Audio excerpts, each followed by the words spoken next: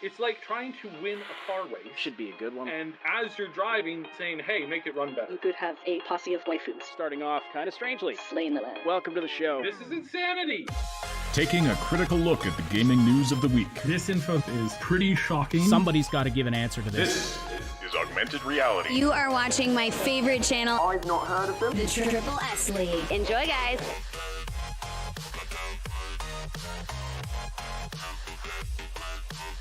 Coming at you live on YouTube and Twitch and archived almost anywhere you can find podcasts. This is your source for news, leaks, and analysis of games in the gaming industry. Augmented Reality, presented by the Triple S League. My name is Ash. I'm here with Moontag and Subsidian as always. How are you two doing this morning? Hello. Hello. Coffee. What's that? Coffee. Coffee. Coffee is good. Yes. The coffee Yes, is new start time and new channel too. Yes, so those are that's not new. We're coming at you. This is the first podcast on the new channel, plus the first podcast that we are dual streaming to Twitch. And welcome to everyone who's watching over there. I know we've already got someone chatting over there, which is awesome.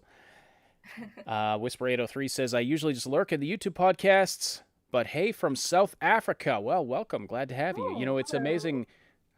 It's amazing how we just reach people all over the world, and it makes it very difficult to make a decision about what time to stream the podcasts. And I thought I had picked a great time for the Wednesday show that I was like, okay, everyone all over the world will be able to listen. But our friends in Australia, it apparently was actually a very bad time for them because they have the most confusing time zones in the world. So we're talking about possibly tweaking that one a bit, but I see actually Robin's here in the chat with us this morning. It's got it. Hang on, let me see if I can do the math right.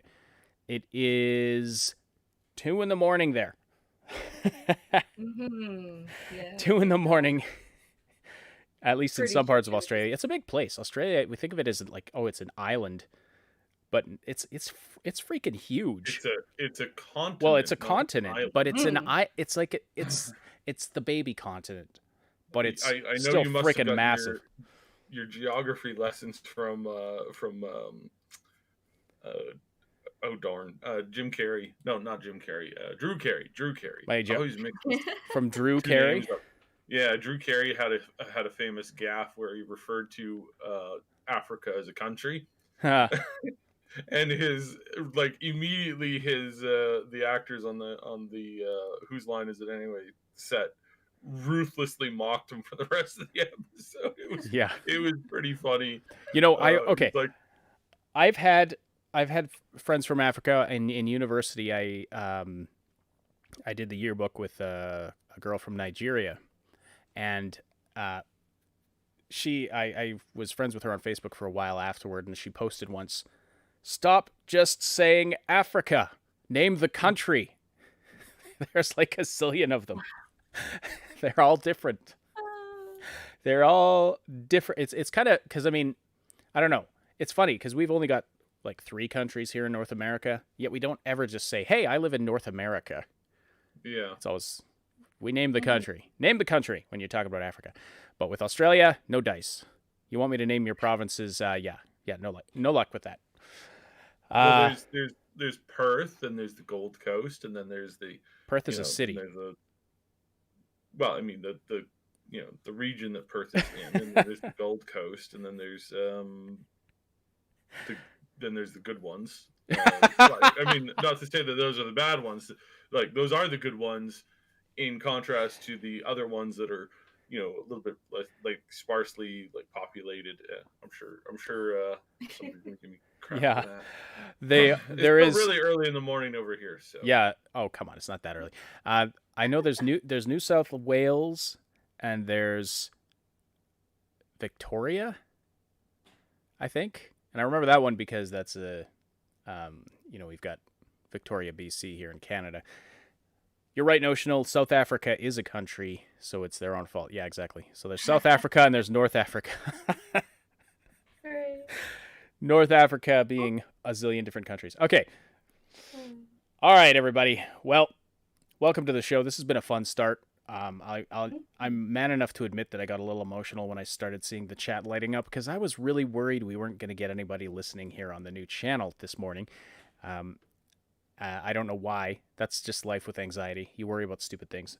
But anyway, glad to see you all. Slam that like button. It likes it rough. And we'll get on with the show here. All right. So I thought we'd start with this story about Bloober Team potentially working on a Silent Hill game. I know you talked about this when you were live streaming BlizzConline yesterday, Saib. Yeah. You talked about this, but let's recap a bit now for those who weren't listening to that live stream. So Bloober Team, if you're not aware, is the developers of a lot of very popular horror games, including The Medium and what's the one that I even put in the title today? Good grief. Why is it slipping my mind? Layers of Fear. Yes, Layers of Fear 1 and 2. And some other very popular. Observer was another one, sort of a cyberpunk horror-y game. All of their games have been fairly well received, and this new one, The Medium, is it looks quite interesting. But anyway, they've been hinting that they are working on an existing horror IP from a famous publisher, and some are speculating that it could be Silent Hill. This is really broad speculation. Like it really is. It's kind of like they're kind of like, ooh, we're working on something, and it's quite a famous IP from a famous publisher, and immediately people are like, oh, Silent Hill, Silent Hill, Silent Hill.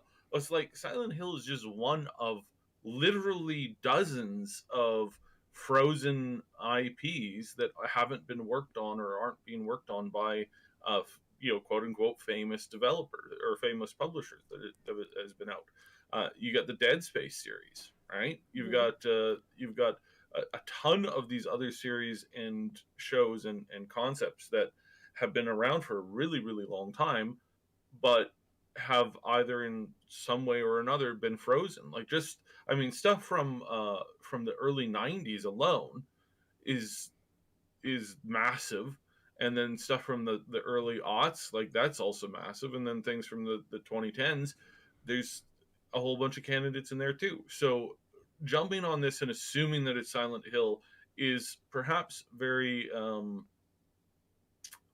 is perhaps even a little healthy side. Yeah. It could also be that they're working on an existing horror IP that's not, this maybe not directly linked, or maybe that's not directly, like they could be doing something in the in an existing series that's not necessarily, now they say it here that it's it's connected to a horror IP, but is it a horror IP or is it a horror version or twist on the new IP? The other thing that it could be, and I think you might be excited about this, is that it could also be Five Nights at Freddy too. So we might have a revamp to that genre here as well. So it really is like quite distinctive in the fact that it can be several different things. Is it really just pure speculation and assumption that it could be Silent Hill? Like, is this just a guess on their part? It's just a guess on their part, and it's like I said, it's kind of unhealthy speculation because people jump to the first thing that came to their mind, right? And it's like okay, like it seems kind of weird that you go that far, and yeah, but still, it's like it could literally be anything. Yeah, it could be it could be something connected to Castlevania. I think they even mentioned that in the article, and then there's a couple other things that it could be. It's not necessarily guaranteed to be this. This seems to be a little bit more of a. We know that in the past they pitched to do this, but Bloober Team did. Yes, but the pitch was turned down. Okay. So, like, would it have been agreed to so recently? Like there was only a few years ago that they pitched it, and it was turned down. And it was turned down from what I heard, it was turned down quite brutally. So if that's the case, then we have a serious, there's a serious problem there with that. So interesting. It also says here VGC understands that Konami has already outsourced a Silent Hill project to a prominent Japanese developer with a reveal due this summer. So interesting. So again, Silent Hill.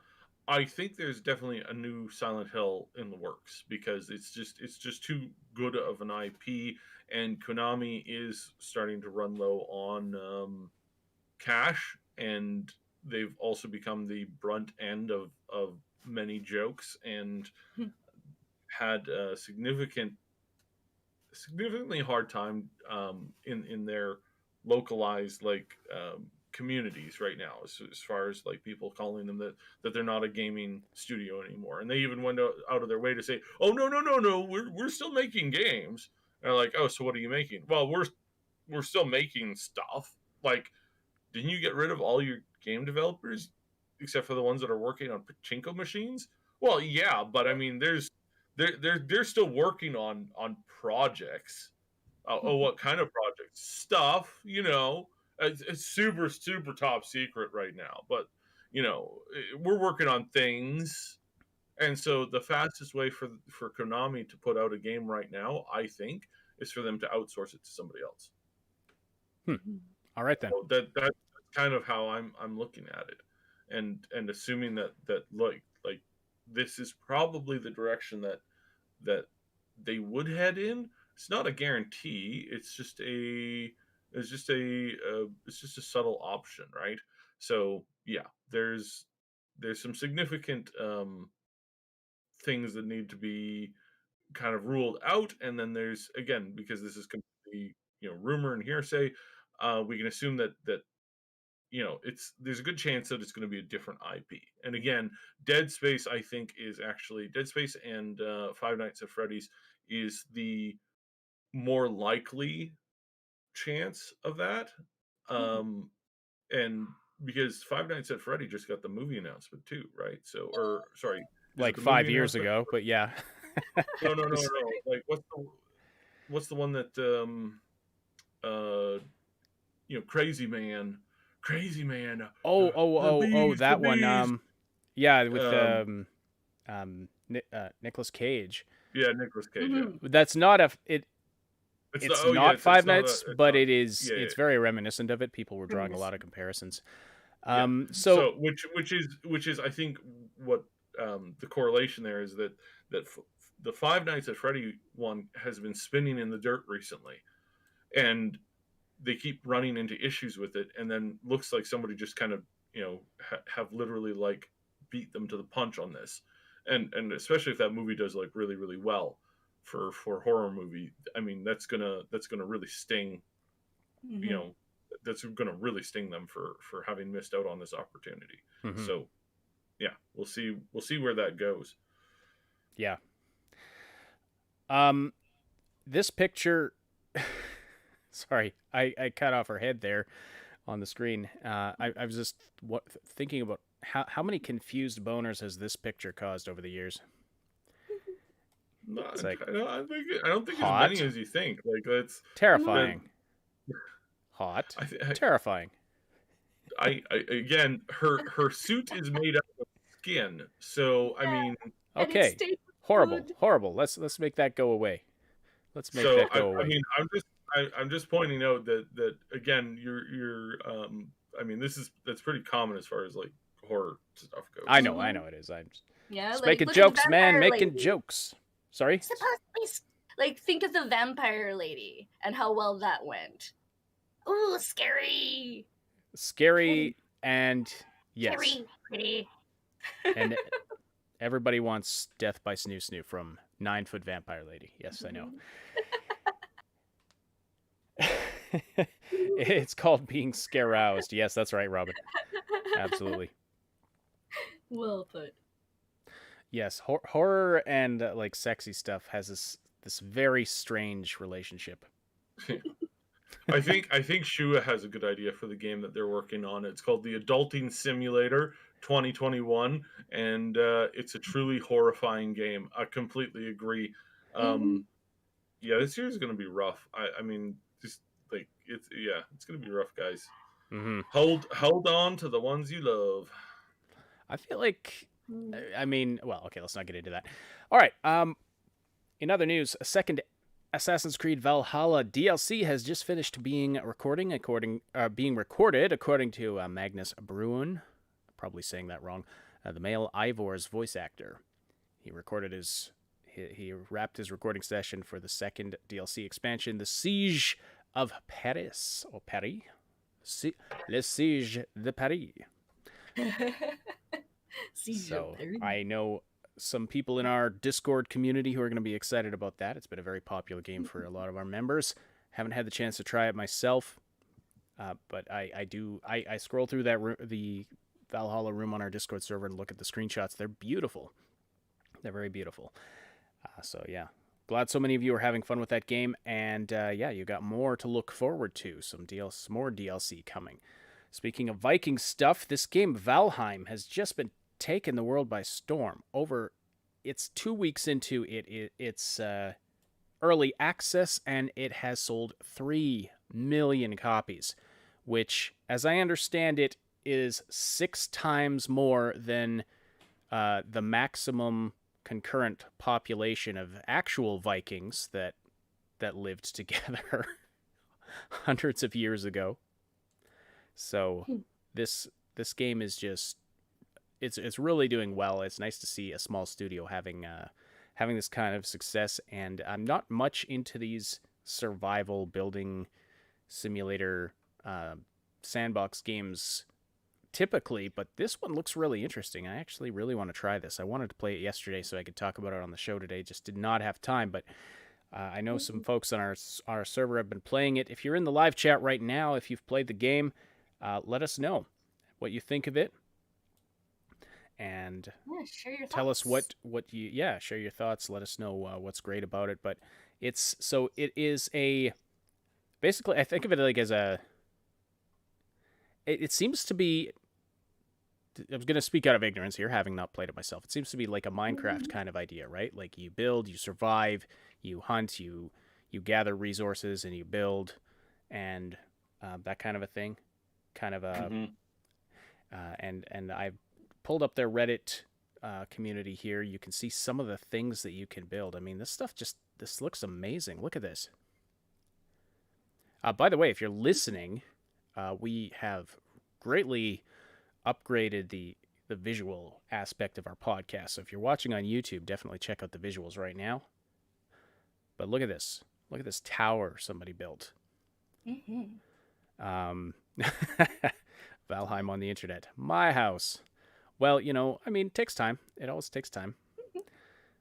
So just some amazing stuff that can be built.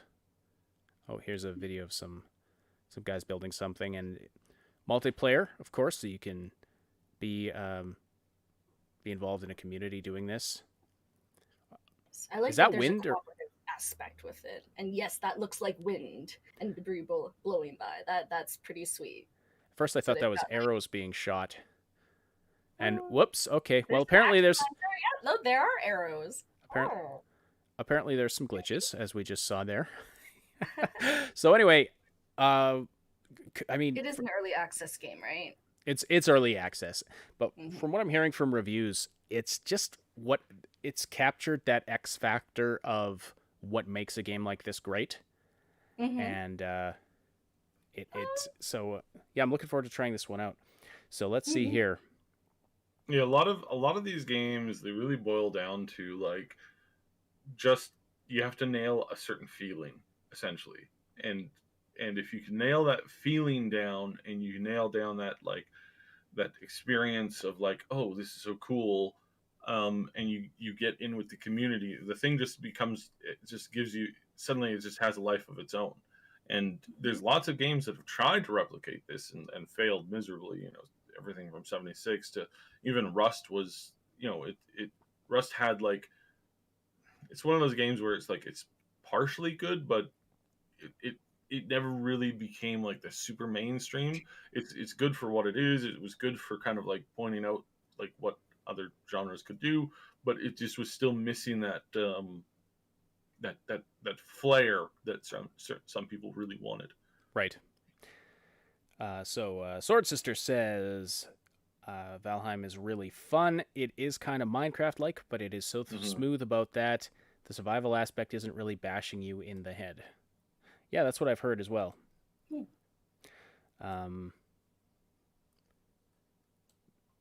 Yeah, it's... Polymafu says Viking space program.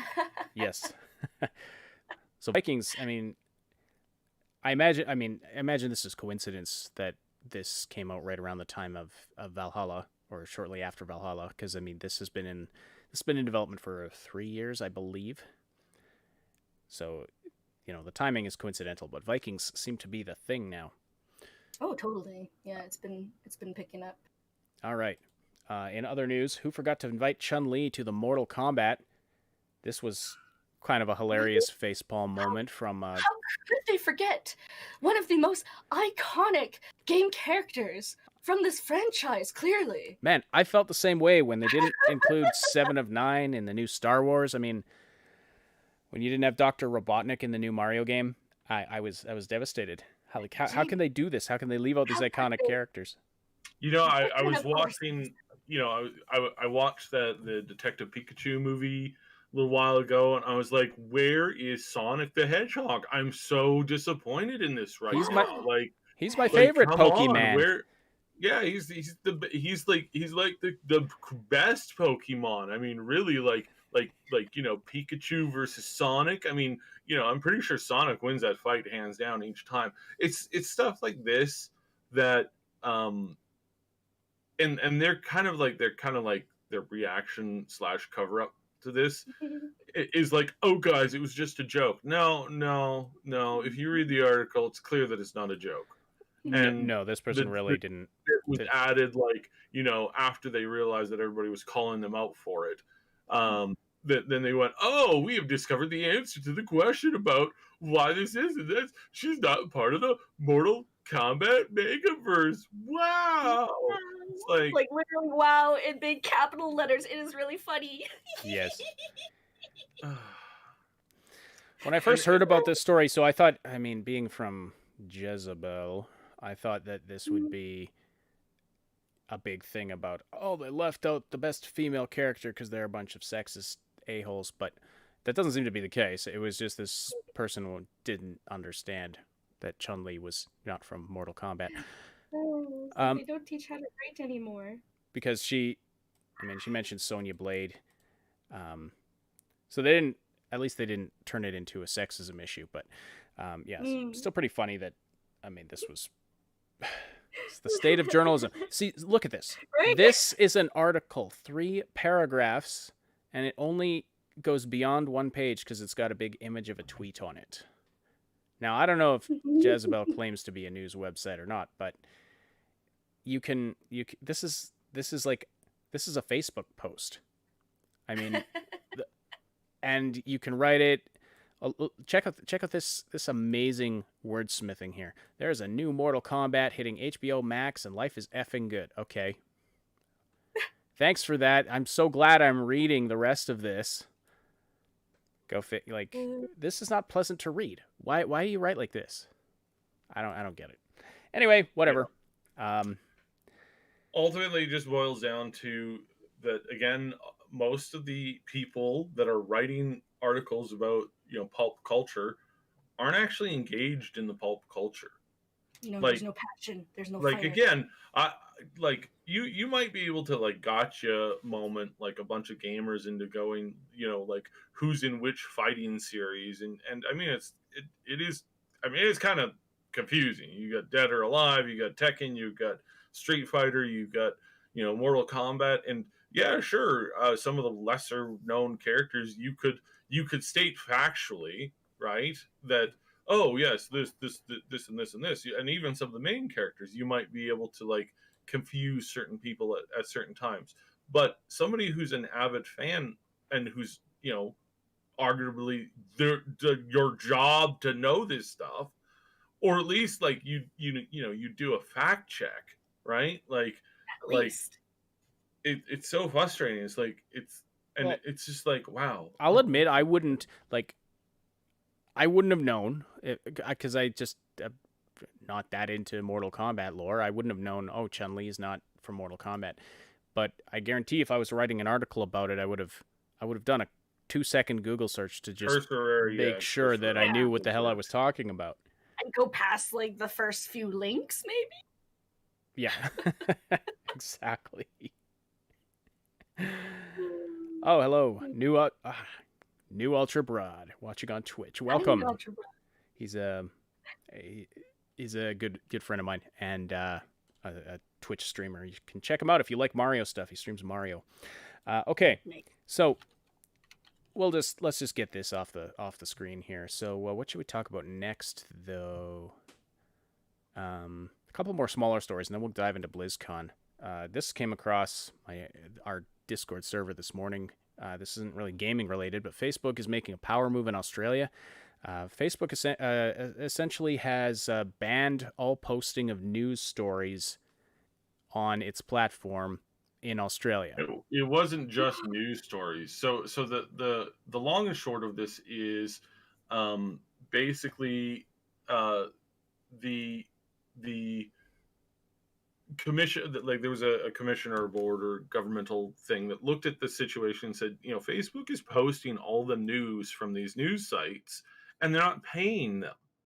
And that's basically like this giant corporation coming in, taking the work from all of these journalists and people that are writing about this stuff in our country, and they're just taking that and they're just delivering it straight to. They're bypassing their own websites. They're in most cases they're bypassing the sale of the newspapers, like locally.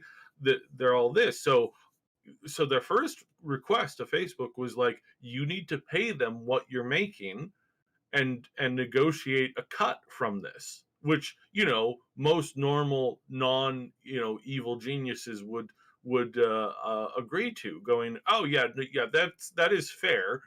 But Facebook was like, nah, brah, nah, man, we get to post whatever we want. Well, hold on. I do what I want. I'm Eric Cartman. I get to do what I want. Whatever. Well, I mean, I am certainly not one to jump to the defense of Facebook because I don't care.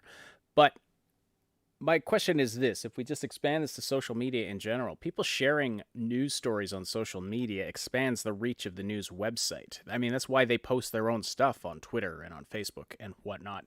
So I don't fully understand this argument that Facebook should pay them for the use of their content. So again, this comes down to an advertising thing. The posts on people posting stuff on Facebook from individuals, that those posts from those individuals are laced with ads. Mm-hmm.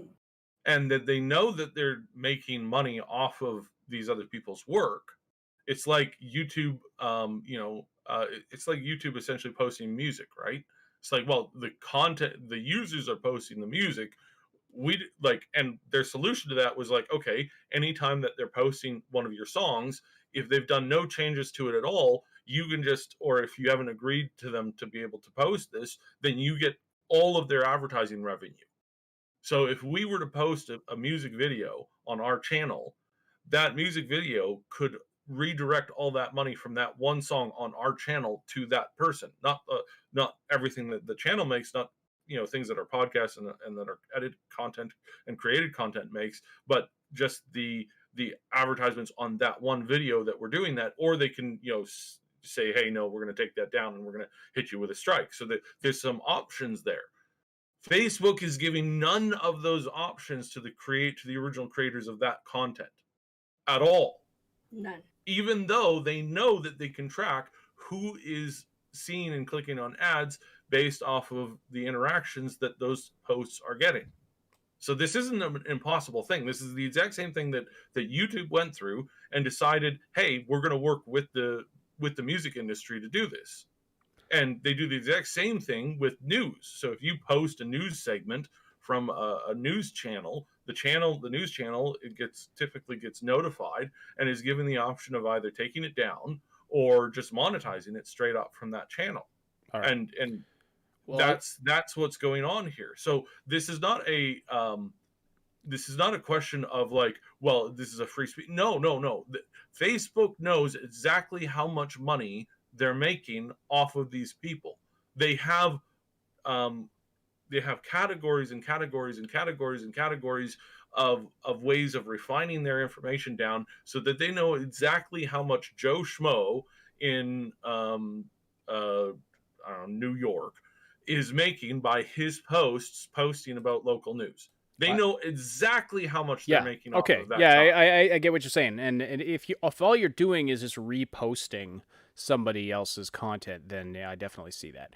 So I see the argument there. As long as this doesn't start to expand, and I've heard it talking before about, I've heard talk before about, as long as it doesn't start to expand into, if you comment like what we're doing right now, putting these news stories up on the screen, as long as because it's not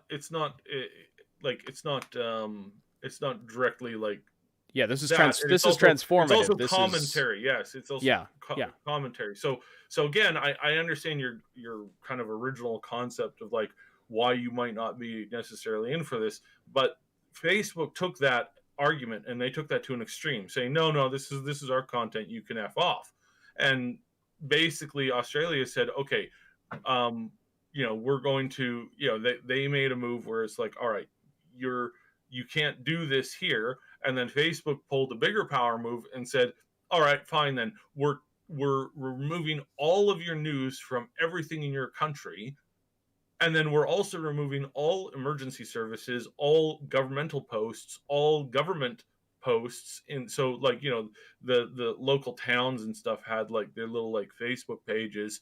All of those got deleted. Everything got deleted. Anything that had anything official to do with any governmental system in Australia just got nuked entirely. And so they deleted everything. So there were people who were organizing, charity drives through community groups based in Australia. Those got deleted. Ugh. They deleted people who like entire accounts that ran some of these things. So their accounts were just completely destroyed. And government announcements for things like earthquakes, tsunamis, weather warnings, even the warnings that go out on Facebook and notifications that are sent to people's phones for things like kidnapping, those emergency alerts that come along. Those emergency alerts, those all got nuked. Again, earthquakes, storms, everything got nuked. And a lot of their infrastructure relied on this stuff to notify other people of the notifications of stuff happening. So not only did they remove the whole like system that Facebook was directly supporting, they also by association ended up removing a bunch of how when you go to a website and it gives you the option to log on via Facebook or log on via Google, which I never do, but yeah. Every single one of those websites that were running that as a primary system, a lot of those websites just stopped working entirely because their security apparatus got removed and got destroyed. So this did irreparable harm to, which again points out the thing that you and I know, that why on earth are you even doing this to begin with? Yeah, exactly. Yeah. The question here. Like, who thought this was a good idea?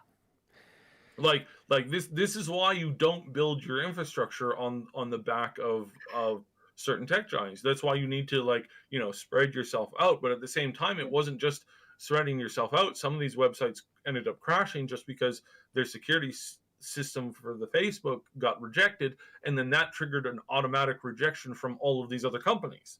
So Google and them, and then now they've had to re-go through that. So there a bunch of people woke up having completely lost every aspect of their business, and even some local stores and shops were affected in the sense that they couldn't even be taking orders anymore via their order system, and so existing orders were suddenly canceled, and some people didn't get their money back, and ridiculous. Some money was frozen that was in transit between the person who was now buying something or a product or arranging it via these websites, via these security systems.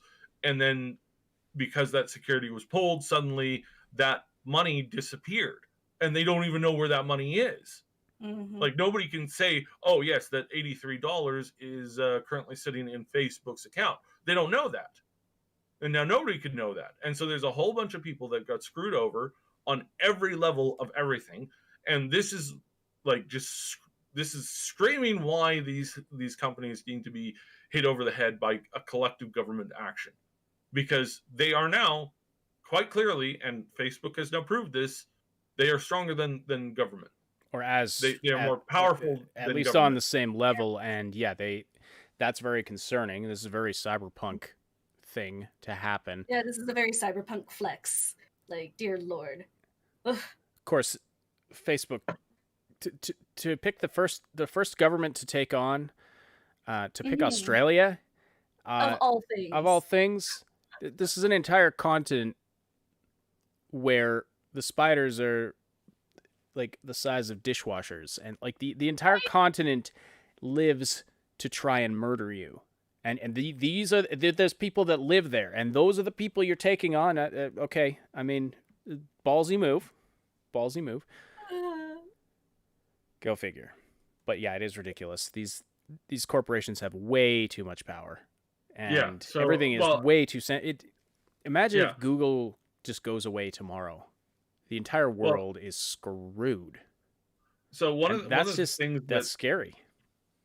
One of the things that New Ultra is asking about in the on the Twitch is he's saying that, you know, well, what happened? Like, why isn't it fair the other way around? Like, why are these companies not being forced to pay Facebook for their stuff? And so that's easy to answer, because that's how Facebook runs their company. They don't charge for certain things. Like, they had the opportunity, and at some point there were companies like Google and like Facebook who were saying, oh, hey, by the way, you know, if you're a company using our thing, you got to pay for, you know, a certain amount of access. I mean, Microsoft does that. You can set up your emailing and a whole bunch of systems through Microsoft, but only like the basic package is free. If you want to expand and you want to have a certain amount of data and bandwidth, it's like you gotta pay for that. And so, like, you know, again, this really just boils down to Facebook hasn't learned how to like properly monetize this stuff in each direction. And that's probably something that they should be doing. And if they cared more about, you know, just running a coherent business that services customers and is responsible, that's probably something that they would do, instead of like focusing down on, like, you know, all the stuff that they've been focusing on that has been, you know, causing angst and frustration for a lot of people. Like the fact that you can't talk about some things on Facebook, which are basically opinions that are currently being debated by, you know, high up people in the world, right? Like, they're actually debating these things, trying to figure out what the best way forward is. But then Facebook says, yeah, basically, you know, we agree with this one stance, and then even though, you know, we're against this, like, even though that we're against that, and I mean, you know, this coming from the guy running Facebook, who just got caught having violated his own policy on Facebook not more than 6 months ago. Like, he got caught, he got outed by a particular project, and he got outed by it, showing that he was believing things and stating things that his company has officially said that if you state publicly, they will remove you, and like, not just like give you a warning, you will be removed from their platform, period. Yet somehow he's able to do this, he's able to speak this, he's able to do this, and yeah, it's just like, wow, that is nightmarish. Oof. Yeah, agreed. I've got nothing more to say about this. I'm glad somebody's taken. I am glad that Australia has the cojones to take it to Facebook here. Mm-hmm. Because yes, these companies are too damn big. Yeah. And too powerful. It's just it's when you think about it, it's pretty scary. It's part of why we're trying to diversify. You will start to see our content on alternate platforms. We are now streaming on Twitch as well as YouTube and things like that. All right. Nintendo had a Nintendo Direct. That's what it's called. Their live streams that they do, their live stream events. A new Nintendo Direct. It's the first large one they've done in a very long time. And I'm not going to go through everything here. There's just a couple of highlights that I wanted to point out. Namely, what's not here. Nothing about the new Zelda, and nothing about Metroid. Yeah, absolutely nothing on either of those fronts, with the exception of Legend of Zelda: Skyward Sword HD is launching on Twitch on the 16th. Like which is very so. This is interesting. Skyward Sword has a kind of a mixed reputation. I actually really enjoyed it. I think its downfall was the motion controls for the Wii. That kind of, I think for that reason, it's not all that forward compatible. So it's interesting. It's going to be interesting to see what they did to adjust the controls for the new version for the Switch, because you actually had to slash. It did this thing, which was kind of cool. But you'd use your Wii remote to actually, like, your sword in the game would actually exactly mirror how you were holding your Wii remote, and you'd have to slash in different directions to defeat enemies. Like, if they were blocking up, you'd have to slash to the side, that kind of thing. Wasn't the best Zelda game, but I liked it. Anyway, so Skyward Sword HD, it's probably going to cost full AAA price. And this is what I don't like about Nintendo. They just do some, like, I love their games, but man, they do these ridiculous things like this. Like, even with it is absolutely bizarre how they will do that, but they won't launch it on, they won't launch some of their games that are old, that are on like 2, 3, 4 systems ago, 5 systems ago. They won't sell that on the PC at all. Like, not even in the slightest. Just games that are like, they could go okay, we want to protect our particular IP. So Zelda, Mario, everything that's connected with that, we're not going to sell that. But we're going to take out a bunch of these other games that were on our system that have long since basically like surrendered the IP, or just not doing anything with it, or whatever, or if we have the right to, then we'll just sell it, like, publicly on the PC. It's like they won't do things like that, or not just on the PC, on the other consoles, or something, anything to make them some money. They won't do anything like that. At the same time, though, they'll turn around and they'll double charge, triple charge, and quadruple charge people for basic products. It's like, well, you're being slimy in one end, and then being completely conservative to the point of a fault on the other end, where you're not even willing to engage people who want to give you money. It's like that, and it's like the like, they've had the little, like, the micro consoles, right? They did the micro console for the original Nintendo and then the Super Nintendo. Yep. And it's like, not only did they just sell like a very small minority, like they sold a micro fraction of what the consumer base was demanding. They also didn't sell all of the games. They did a collection of a few games, put them up, and then that was it. And it's like, again, it comes back down to this thing where it's like, you have so many people demanding and begging for this on everything from their phones to PCs to consoles, and you're not willing to engage at all, yet you're willing to like you're willing to double or triple charge the people playing on your console, which just makes them more upset about playing on your console. So I don't get it, because like, if they wanted money, they could probably make $1 billion this year if they just put some of these games out on just took a bunch of their really old games and just put them onto PCs and consoles as a micro port, or like as an individual, just like an app. Like if they just released their own emulator with ROMs, or even just like just a standalone program. It could be, for heaven's sake, it could just be a program that runs online for some of these old games. And they would just pay for it, or you pay a couple of bucks a month to access it.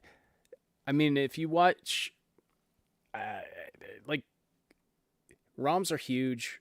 The ROM hacking community is pretty extensive. There are people who are taking the original Super Mario World and they've invented tools to basically mod the game, and they're making their own Super Mario World games, doing their own custom programming in it and everything. They're as good a quality as the original game, and in some cases improved. It's crazy what people are doing. But they love this stuff. But it's like Nintendo refuses to engage on any level. They could make this an actual app. They could make it a program. They could sell that, and they could make billions off of content like this overnight, and they just flat out refuse to do that. They leave all this money on the table, but then they walk over to the other table where you're like, hey, I've got the normal edition, the collector's edition. I see you're making an HD collection. Do I get one of those for free? I've bought this stuff. I've spent over $160 on this stuff over here. Can I also get this for free? No, you can't get this for free. What's wrong with you? If I give you this for free, then I'd be forced to give it for free for everybody. It's like that. Well, they won't even give you online access without an extra subscription. You buy Super Mario Maker 2, all you can do with it, you pay full AAA price for this game, and all you can do with it is make levels and save them on your own machine and play your own levels. Hooray! Unless you subscribe to their online service. I'm reminded of a chip commercial back in the day. It was really, really, really funny, where it's like these two guys and they're out ice fishing. If you know what ice fishing is, you'll kind of immediately get the joke here. They're out ice fishing. These two guys on this enormous lake where, as far as the eye can see, in every direction is just snow. And the one guy is eating a bag of chips, and he's like, and the other guy sitting across from him is like, hey, can I have a chip? And he goes, no, if I give one to you, I would have to give one to everybody else. And the camera pans back, and they're in the middle of nowhere by themselves. And it's like, that's what I feel that Nintendo is doing here, because it's like, oh no, we can't do that. But you're leaving money on the table. You're leaving so much money on the table with all these other things, and then at the same time you refuse to do anything else. And it's like, maybe someday they'll figure it out. Makes no sense whatsoever at all. So, a couple other things I wanted to highlight here. So, there's a Star Wars game coming to the Switch, Star Wars Hunters. This is a new game, as far as I know. And new game, new studio. Not EA at all. This is clearly the push that Disney is going to be doing, trying to get people to buy their Star Wars related games. This is a third-person multiplayer arena type game. So yeah, we don't know very much about it past that. Yeah. I can tell you that most likely it feels very microtransaction-y, because they're like, unlock all these new characters. Although, and I'm like, Nintendo now, in their mobile games, they have gotten bad with the microtransactions, but the games on the Switch, as far as I can tell, someone correct me if I'm wrong, because I don't play all the games, of course. Their Switch games seem to not be so microtransaction-y. I could be wrong about that. Maybe just not the games I'm playing. But even if there was a game that would lend itself to microtransactions, it would be Animal Crossing: New Horizons, and they don't have any. So I think there's microtransactions in some of the physical collectible things, where it's like you buy these figurines for $20 or $30, and then you take them home and you introduce them to your thing, and then it unlocks that. Oh yes. Yeah, so I think that's the quote amiibos, the micro, amiibos, yeah. Yes, the amiibo type things, where that's your stuff. So, all right, Super Mario themed items coming to Animal Crossing. My girls are gonna love that. They love, and so does my wife. Actually, they all play Animal Crossing. They play my Switch more than I do now. They love Animal Crossing so much. This game is just. It's got that X factor that they love. So adorable, and you get to make friends. Oh. Like, my only thing that. I tried picking up that New Horizons thing. I tried playing it on my phone, but anytime an ad popped up, it stayed up forever, and so I was like, I've had enough of you. Bye.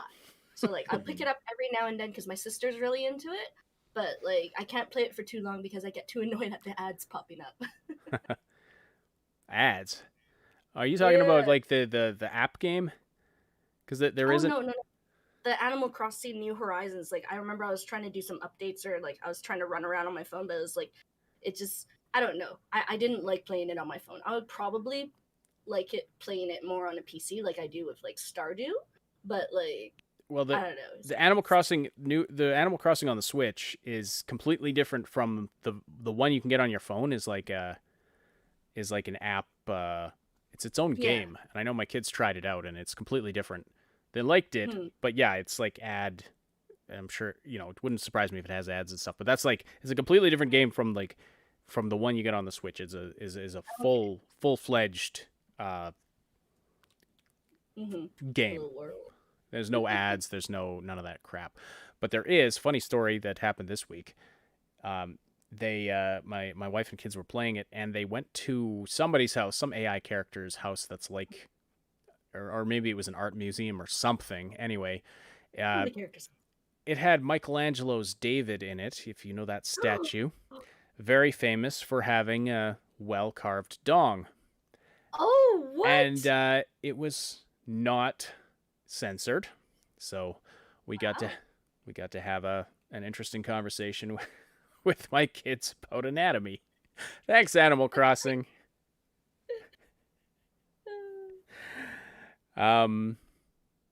So yeah, I mean, it was just kind of just shocking. Like, I wasn't offended by it or anything, because it's like, well, they're an appropriate age to know the difference. Yeah, and it's okay to ask questions. But I think it traumatized my older daughter a little bit. I know, notional. I mean, yes, he was rock hard. Good one, notional. Oh, hardy. All right, Monster Hunter Rise coming to the Switch. New Mario Golf game if you're into that. Let's see, bunch of other things. Fall Guys coming. But yes, so we've been anticipating another Metroid game for a long time, and nothing. And we were No news looking for at news all. about the new Zelda. There's supposedly a sequel to Breath of the Wild 2, which I'm excited for. Yeah. Which does it bears the question: is this something that we're not going to get this year at all, or is this something that we're going to start to hear about, like maybe the summer, and maybe that they wanted to save those two big huge news? Because I mean, this is a lot of news from everything here, and maybe they didn't want to. Perhaps they didn't want to overshadow some of these announcements. Awesome. Coming Potentially, yeah. And You they tend to, like, they don't announce their games years in advance. They announce it and it comes out not too long afterwards, typically, for the big titles, which I kind of like, because then you're not waiting ages and ages for it. I kind of like how they do that. Also, cute story, to Nintendo's credit. So my kids and I were playing through Luigi's Mansion 3, and my younger daughter thought, hey, it would be better if because we had to trade the controllers around, and she thought, hey, this would be better if there was a 3-player mode. And she decided to write a letter to Nintendo to expressing these thoughts, and so we helped her write a letter and address it to Nintendo, and we sent it off, and I'm like, there's no way she's getting a response. They wrote back. They addressed her by name. They were like, thank you for your ideas. We don't have any plans for another Luigi's Mansion right now, but this was a great idea, and they sent her some bookmarks and stuff. It was very sweet. So to Nintendo's credit, they did that, and it made my kid very, very happy. So there you go. Feeling heard. All right. You are listening to the Augmented Reality Podcast. We love seeing everybody so active in the live chat. If you want to keep the conversation going after the live broadcast, we welcome you to join the Discord community. You can find the link in the description below. It's a place where you can chat with us and other Triple S community members about all the things we love to talk about, stay up to date about everything we're doing here at the Triple S League. And there's a lot going on right now because we are splitting our content onto multiple channels and doing a variety of things like that. So this is the first episode on the new channel right now. This is where our news and podcasts are going to be going forward. So subscribe here for all that. We're going to be trying a new format of news video going forward, which we're going to try to do multiples of those per week. The main channel is going to continue being the kind of content we started with, which is guides, lore stuff, more edited content that focuses more directly on the games. News and that kind of a thing is over here. We also have Triple S Radio, great music for gaming and working out, whatever you like. There's going to be another video, another playlist coming on that channel very soon with some of the creators are from our community. It's going to be more upbeat, intense music, cyberpunk themed stuff. It's going to be really cool. So that one's coming up very soon. All right. Oh, Notional says, and then they copyright strike the Facebook post of her showing off the stickers. Yeah, right. As if I'd let my kids go on Facebook. Give me a break, man. What kind of a father do you take me for? So, BlizzConline. I can't believe they're calling it that. Did nobody stand up at that meeting and say, just a thought. BlizzConline. Hear me out here, but maybe we could not call it that because that sounds effing dumb. Just a thought. Nobody stood up and said that, or maybe they did and then they got fired. Right. They got blitz-chunged.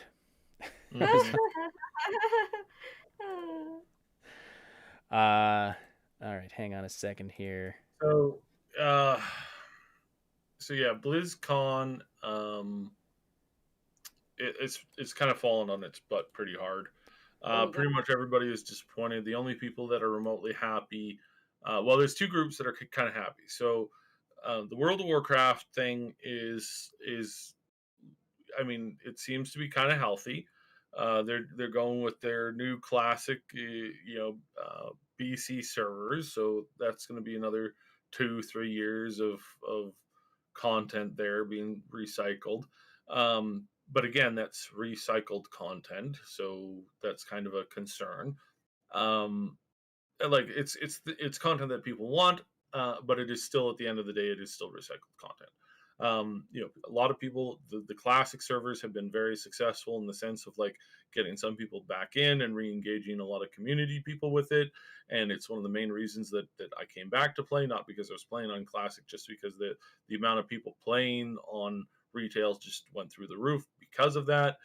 It did hurt guilds in the sense that guilds and players were now dividing their time between retail and classic, and so that did hurt a lot of guilds. That caused a lot of problems. Now when you have two content patches being updated in the same time period, you have people splitting their effort and their time on that, and that ends up splitting guilds, and that ends up splitting a bunch of other stuff. So that's got some problems, but at least it's not separate subscription services. At least it's not a bunch of other stuff. There is some stuff there, and they're learning from the process of this whole classic experiment. They're learning a lot. They're learning that people like gameplay more than they like systems and mechanics that are confusing and don't make much sense. People like baseline complexity in the form of like having multiple stats and having lots of different things that you can progress and build out on and things like that, whereas they don't like having these systems where it's like, oh, you become exalted with this rare faction over here, therefore you've unlocked a super ability that is unlocked in another tree, that if you get another bunch of points in this other thing that then you can change that, but you can't change that more than once a week because there's a limit on how many times you can change that ability, and but you get these point systems in which it refreshes, but you have to farm the the abilities to re-engage those things, and then it's actually better to just sit on low powered abilities so that you can gradually reintroduce the higher upgrades that refresh your coins, that allow you to upgrade these other things. It's like people don't like that system.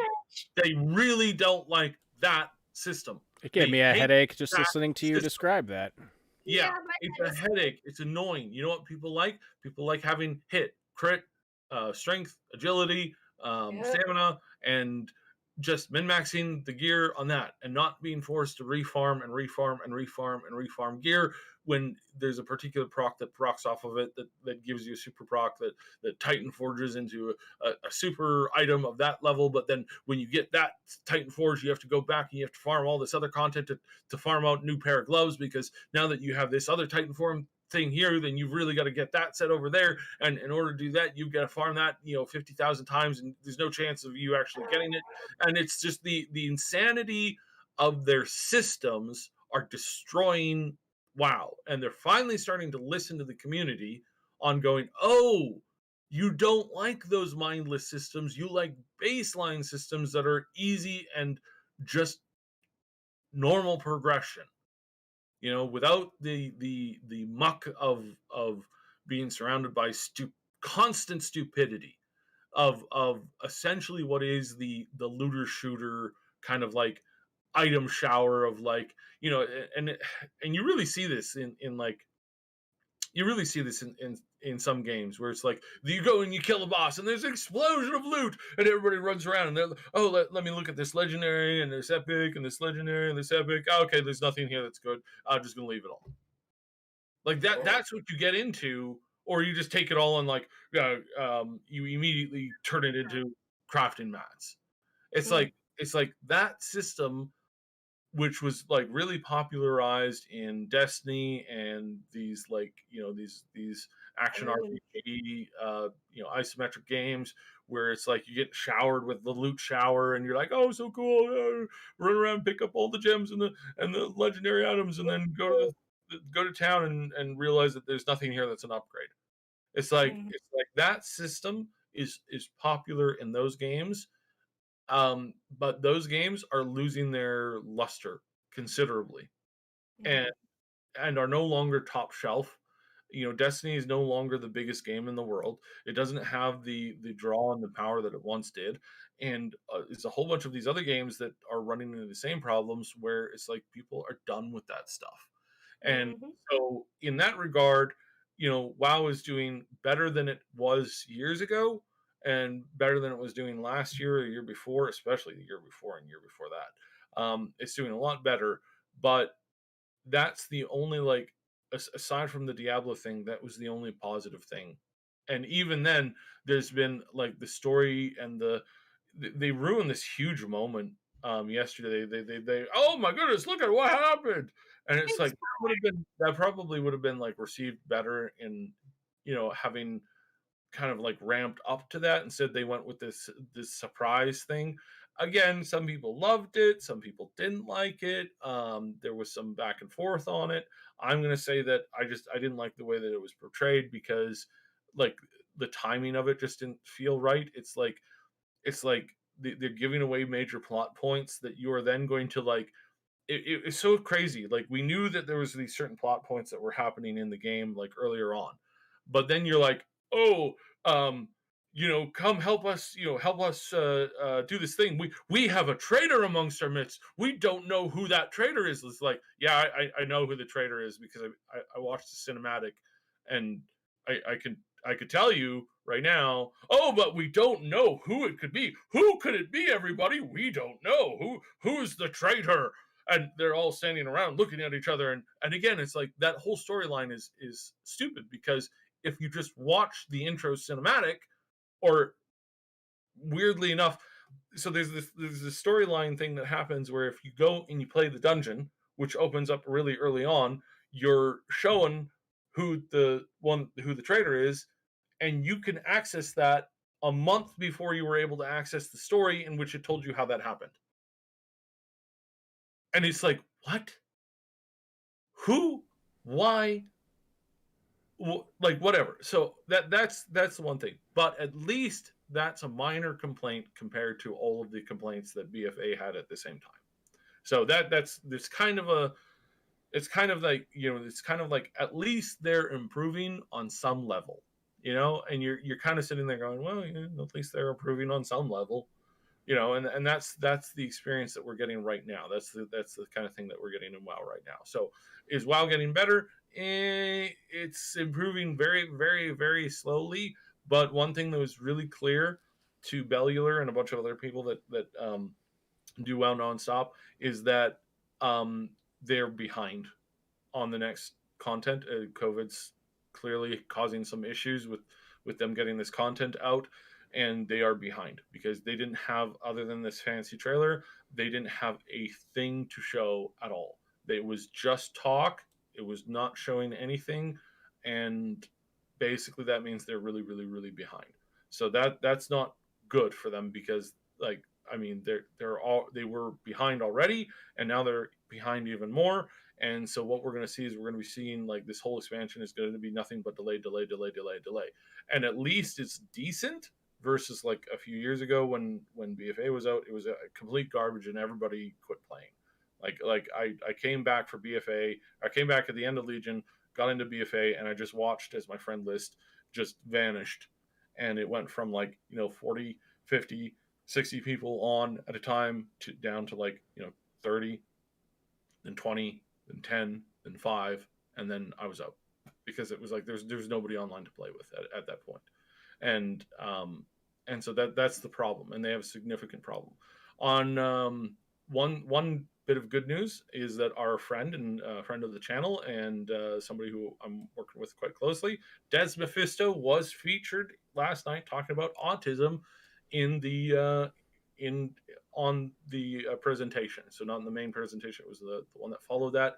And pretty darn cool. That's good. So yeah, he was one of the people that was featured talking about community and issues of community. And this is why I still play WoW, is because community and being able to be social and communicate on some level is nice to have, and it's nice to be able to have that kind of thing there. And autistics do a lot better in WoW than they do in regular groups, right? Like I have a far easier time handling WoW than I do handling a bowling team or a baseball team. I remember I was part of a baseball team at the same time that I was doing WoW many years ago, and it was like doing baseball team was like pulling teeth. It was painful, difficult, and I was constantly in a state of not understanding what was going on, and just not having a good time communicating whatsoever.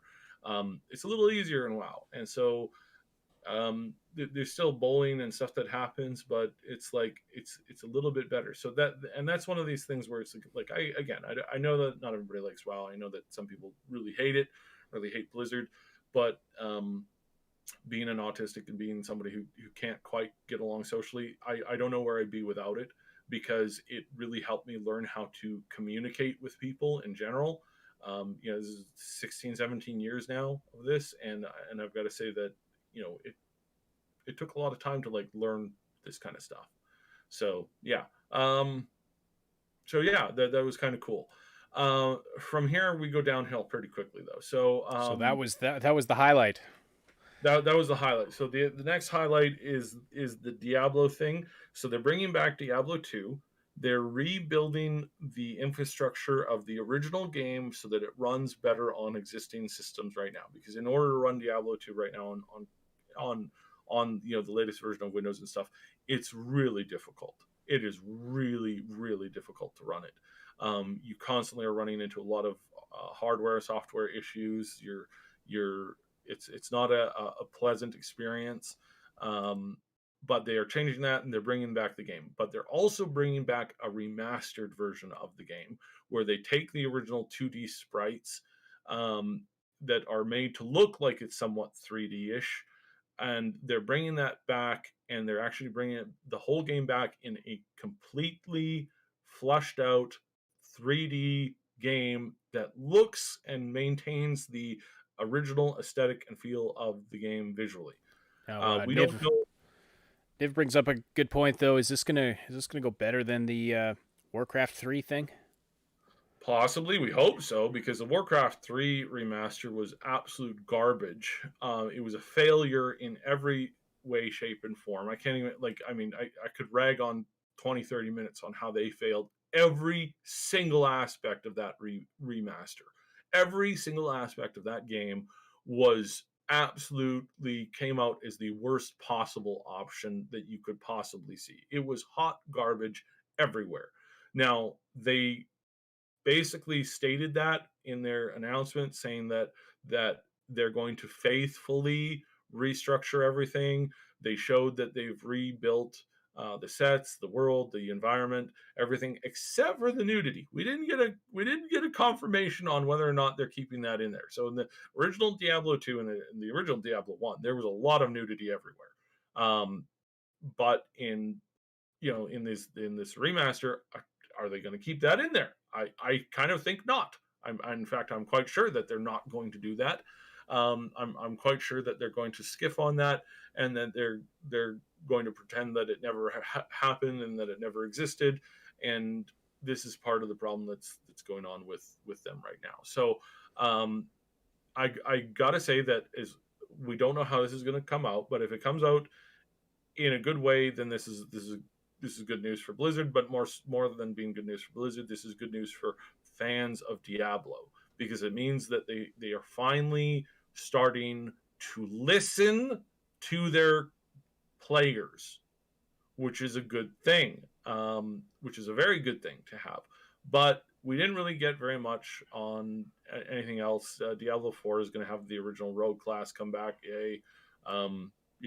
How you make an RPG without a rogue class, I'll never know, but that's how it's been in the last game. So so now you get the rogue class, so cool's on that.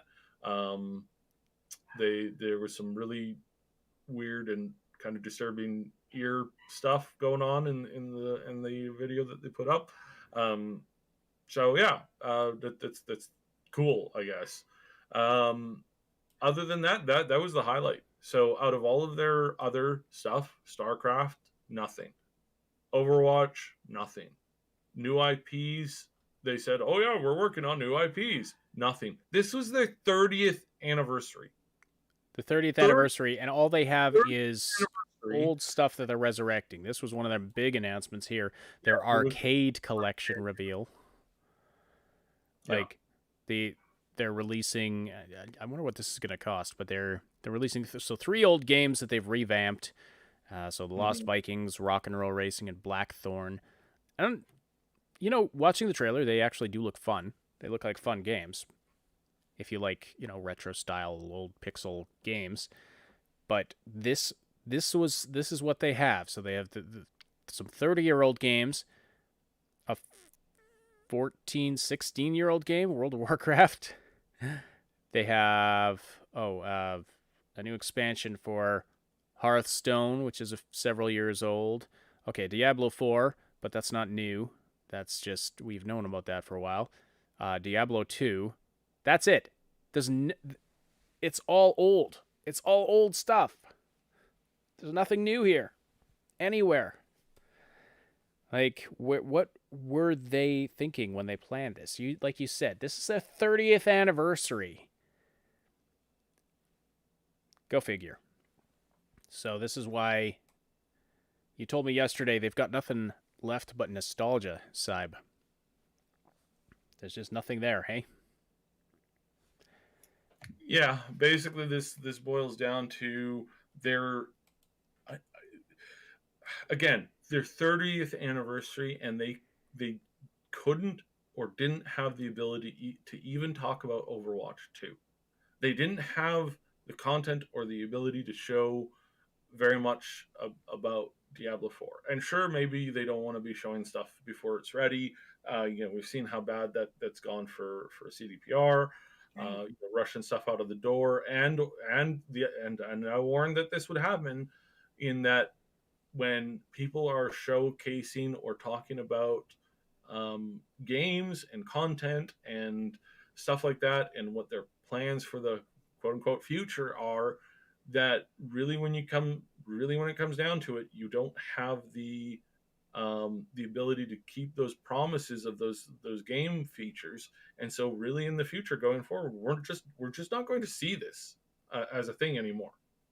We're just not going to see in any way, shape, or form any ability for a company to show you something 2 or 3 years, out from release, and feel comfortable that you're not going to hold that over their head, and because game development is a moving thing. Now, there are ways that you can fix this. There are ways that you can address this.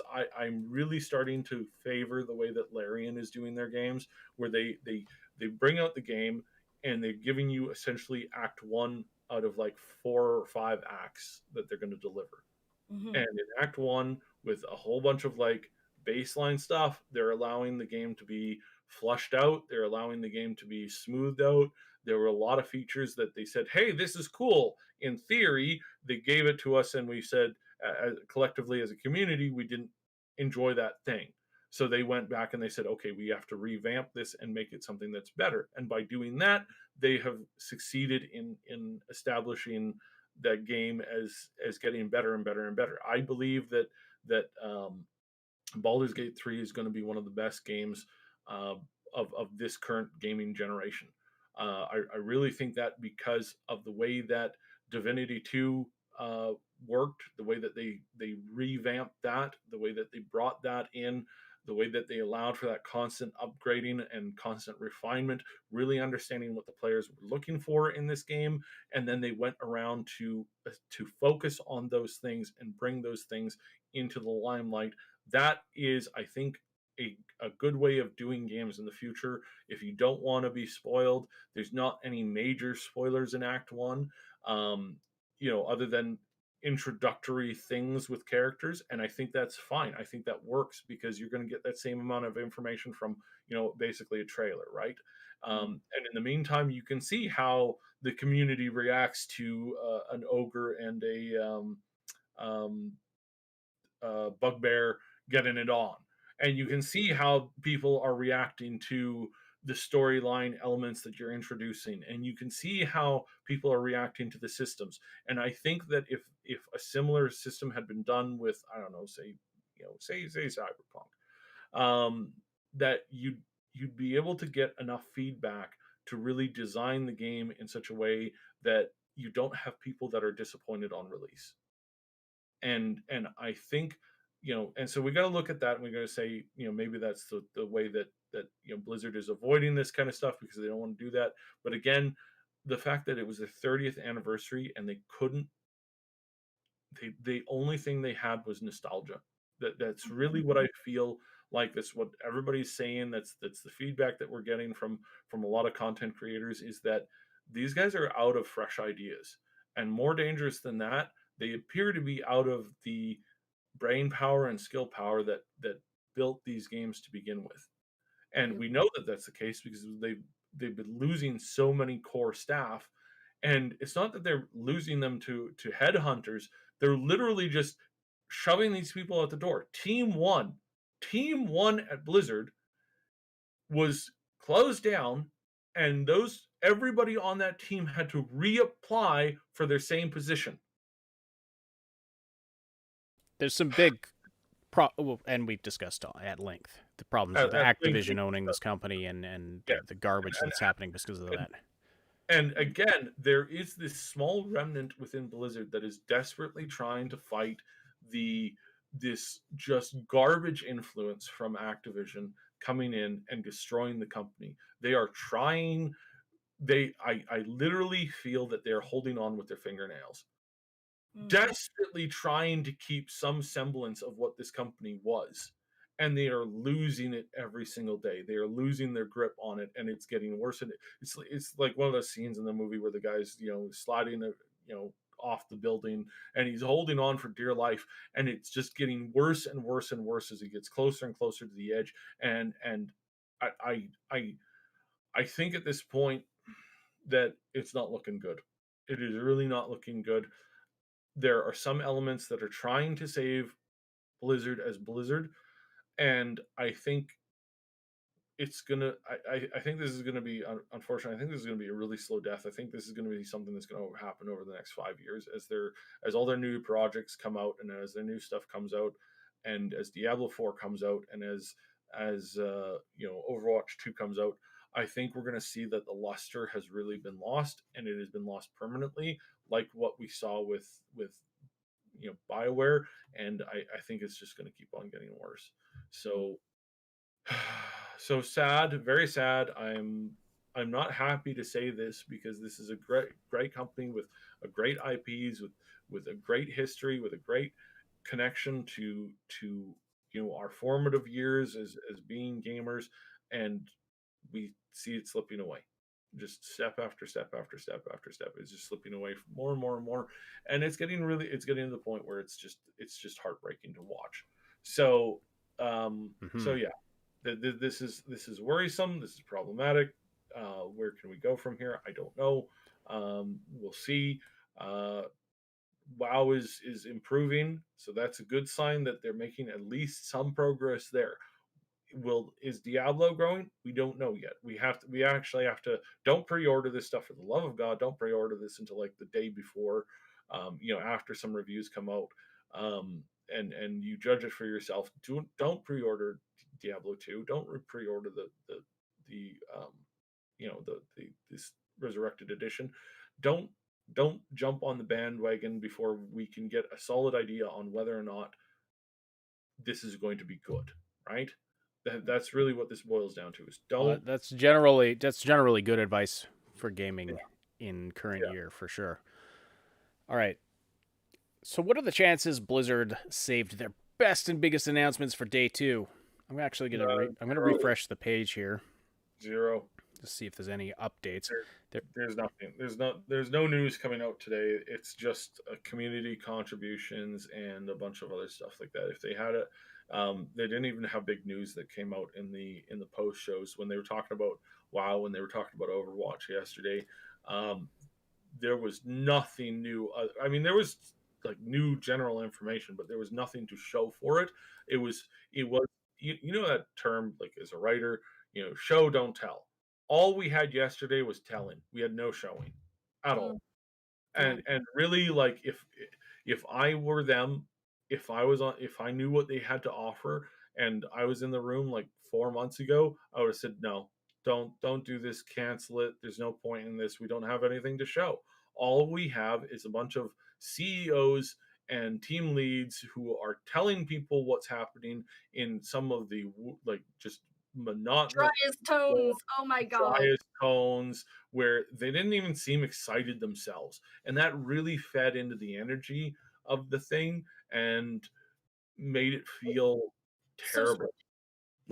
And this is where I gotta say, it's like you guys should start pulling in from your community now at this point. One of the big highlights yesterday was when Des Mephisto got on and talked about autism for 20 seconds. It's like that was one of the highlights of the show. It's like you guys have Asmongold, one of the biggest stars on Twitch right now, who is extremely passionate about your games. Have him come on and give you some of this information. You have Bellular, one of the best news sources on YouTube right now. You could have had him come and do a presentation. Give him access to the behind the scenes stuff, sit him down and have him discuss about this stuff. But but Blizzard and mostly just the Activision side of it, they don't respect those creators. They don't respect those people. They don't respect the gamers. Like that's been obvious for forever now. Activision doesn't give a crap about you or what you think about their games. They don't care about that. EA is the same or worse. I mean, it's way worse in that they've never respected your opinion of it either. 2 years in a row, they were voted the worst company in the world, and up until recently, they treated it as a joke. Oh, our fans love us so much that they call us the worst company in America. Isn't that funny? Those silly little fans of ours always messing with our heads. It's and unfortunately, in some cases, that's true. In some cases, that is true because the people keep buying their garbage. They keep buying the same football, soccer game with ridiculous monetization, and they keep just sucking into it like crazy. It's so disgusting. It's just, ugh. I saw an advertisement. It has a new color of jersey, don't you know? Mm-hmm. So ultimately, I think that Blizzard doesn't have anything to show because I think they're floundering, and I don't hope ever that a company keels over. But I don't have a lot of hope right now for them. So. Well, sometimes to get rid of the dead brush, there needs to be a fire, and we can always call on Niv for that. Metaphorical fire for the bots listening. The mighty algorithm. We're talking metaphorically here, except in Niv's case, you never know. All right. So, what is this about? Speaking of EA. This is really quick. I just found it really funny that the crown prince of a country that has some serious human rights abuses invested $3.3 billion in the best game companies in the world, that being Take-Two, EA, and Activision. And when I say best game companies in the world, I mean game companies in the world that have largely committed some of the worst acts upon their fan bases and communities. Recently, Take-Two ruthlessly targets their own fans and threatens them with lawyers and lawsuits if they dare step out of line, if they dare create a mod for their game, if they do anything like that, there is hell to pay for that. Activision Blizzard that will report that it's made the most money that it's ever made in a year, that they've also fired 800 people in the worst possible time, and then fired a whole bunch of more people and forced them to reapply for their own jobs at a reduced pay cut in some cases. And yet they've made record profits. They gave a dude who worked for them for like 3 months $20 million. Like, I don't care what you're doing. I'm pretty sure that you're not worth $20 million in 3 months. I don't understand why this would happen. Some of those details might be slightly off. So, allegedly. And then EA, again, were voted worst company in the entire world multiple years in a row. Just an absolute failure of everything. And yet somehow these three companies get $3 billion worth of investments from a source that you can't take their games as they are in North America, take them over there and play them publicly. When they have competitions in that part of the world for MOBA games and stuff like that, they have to turn off all the female characters because they aren't welcome in that part of the world.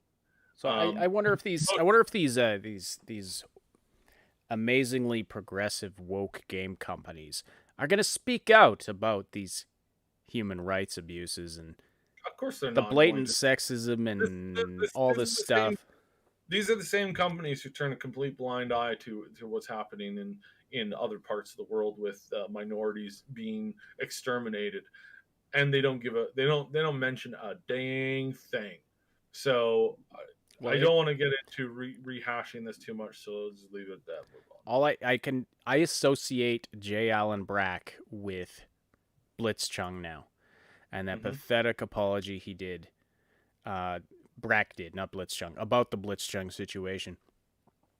As soon as I started watching the BlizzCon stream yesterday and he came on the stage, all I could think about was BlizzCon and Hong Kong and all of that. It's sad.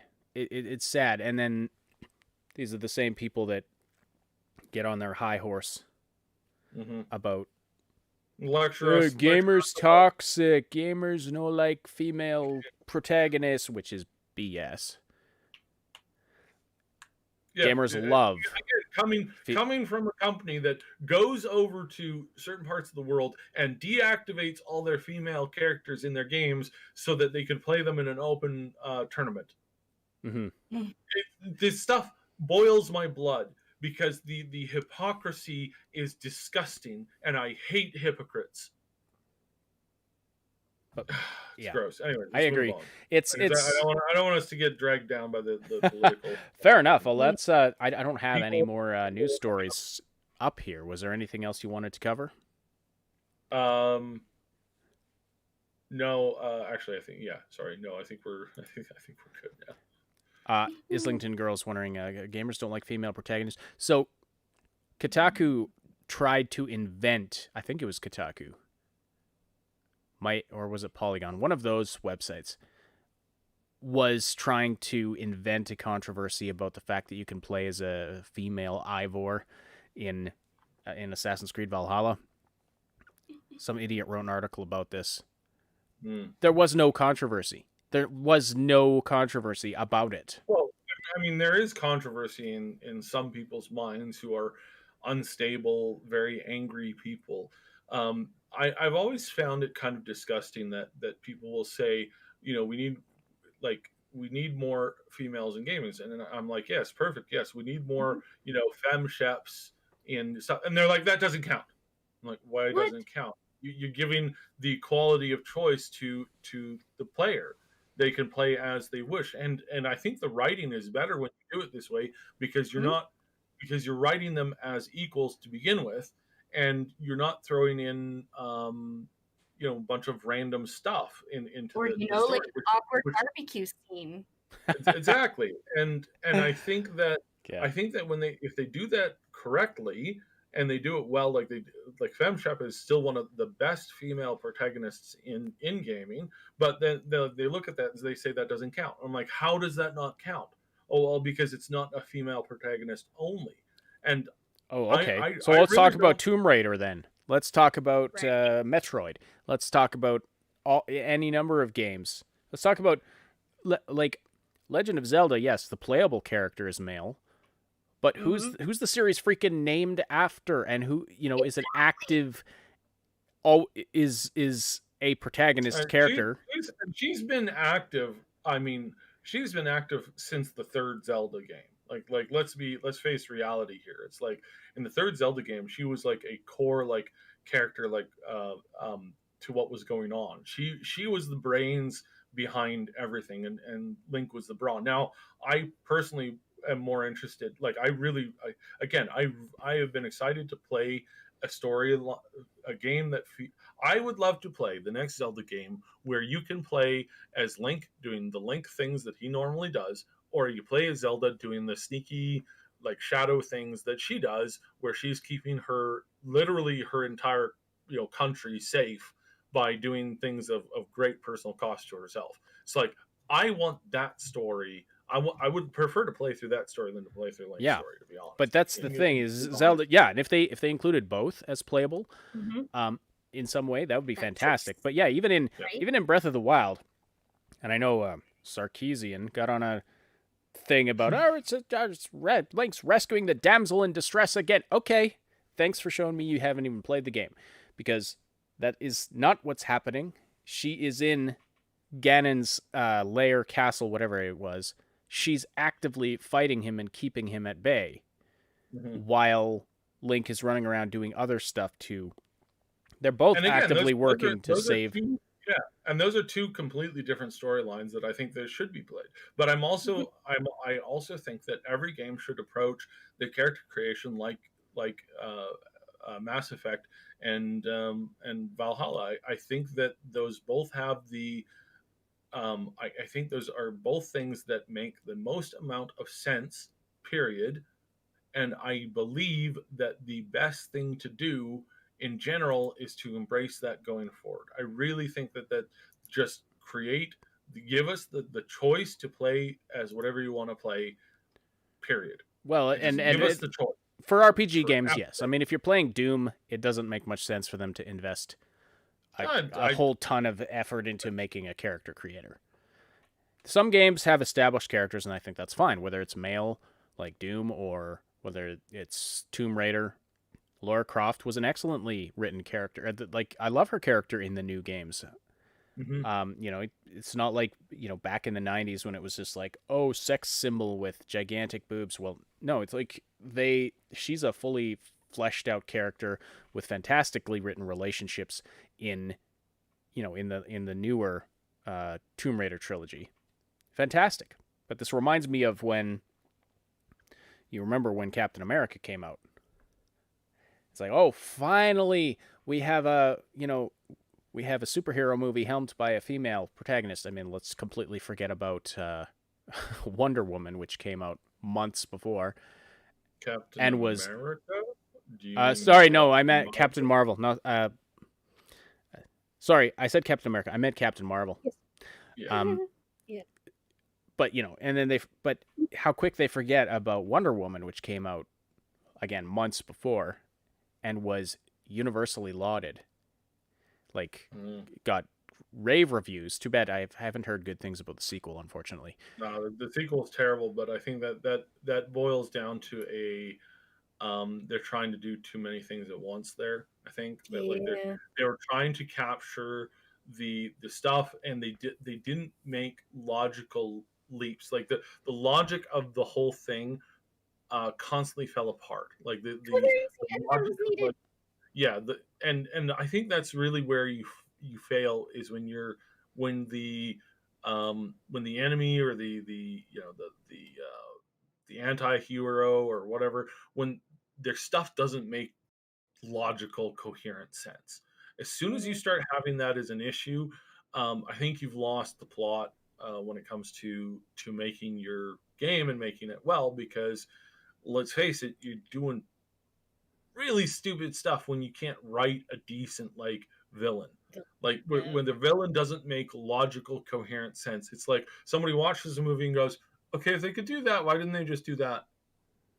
Like, if they could do A, then why couldn't they do A again in this scenario?" And the response is plot. It's like when you have to use that excuse, you're a bad writer, and the product is going to be bad. It's not, doesn't mean that people now hate the character. It's no, you messed up on the story. You need a better writer who actually understands what they're writing about. You need to have somebody be able to look at your book and throw stuff back at you. And that's what I'm doing. Armor. Yeah, and that's what I'm going to great lengths with my book to make sure that everything I write, every character that's there, is scrutinized, with a fine-tooth comb, and going, well, if this could happen there, or if that could happen there, or if that's their motivation there, why isn't it the same thing over here? Why do these things not apply? And it's like you have to challenge yourself by doing draft after draft after draft after draft, and just really getting in and scrutinizing things, and getting people that are smarter than you to scrutinize your stuff. And you have to do that, and you have to be willing to take that, because if you don't take that, you're never going to improve. Yeah, you're never going to improve, and you're basically just wasting everybody's time, and you're doing an incredible disservice to your characters. And that's what I think happened with that. So. Whisper803 on Twitch says Horizon Zero Dawn was one of the best female. He wrote femme protagonists, and for some reason female protagonists in games recently. Personal choices matter absolutely. And Time Bean says, yes, Captain Janeway is another excellent example. We finally have a female captain in Star Trek. Yay! What about Janeway? Who's Janeway? Who's Janeway? Well, at least this is the first non-white person who's leading the show. Have you not heard of Benjamin Sisko from Deep Space Nine? Well, he wasn't really a captain. He wasn't commanding the ship on a regular basis. No, that was Worf. You arrogant, stupid asshole. Like, Commander Sisko got promoted to captain. I just watched the entire series, and he went from commander to captain, and did all kinds of awesome stuff. Every step they fail in their logic. Well, no, he was the commander of the space station. He wasn't the dedicated captain of the Defiant. No, the regular acting captain of the Defiant was actually Worf, who is also played by by a black man. I mean, he's Klingon, so I don't know that the race is. Yeah. To watch these people talk about something that they know nothing about, and they have zero respect for.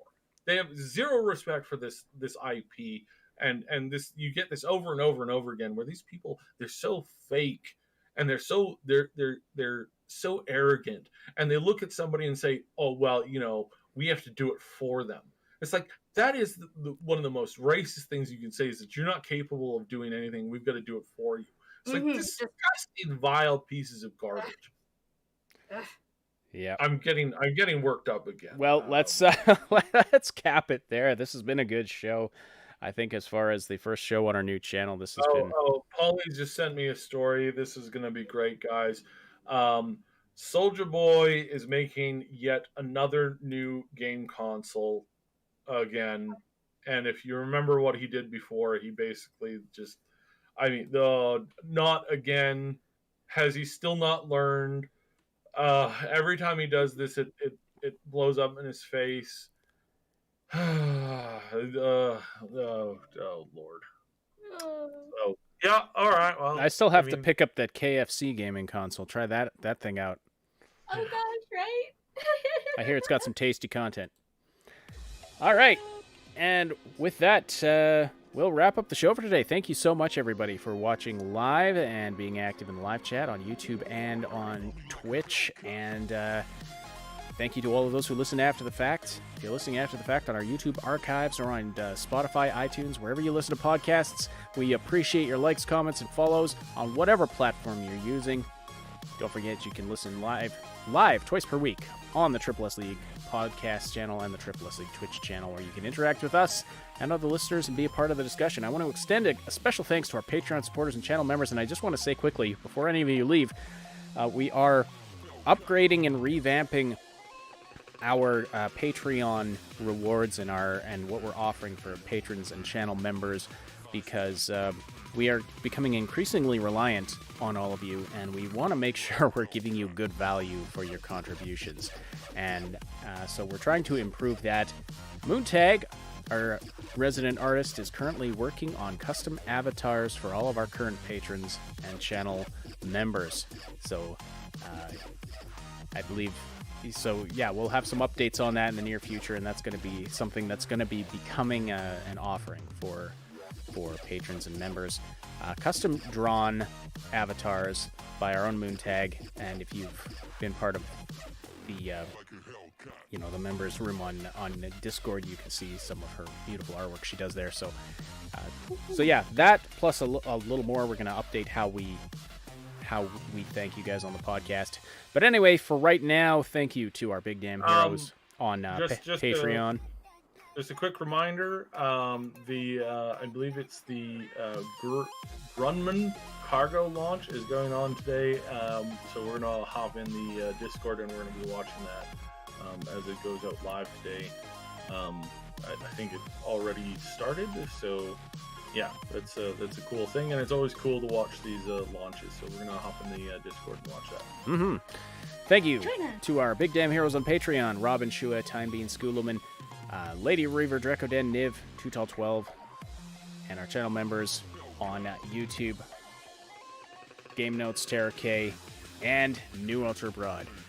So thank you all very, very much. This is a presentation of the Triple S League, and my name is Ash.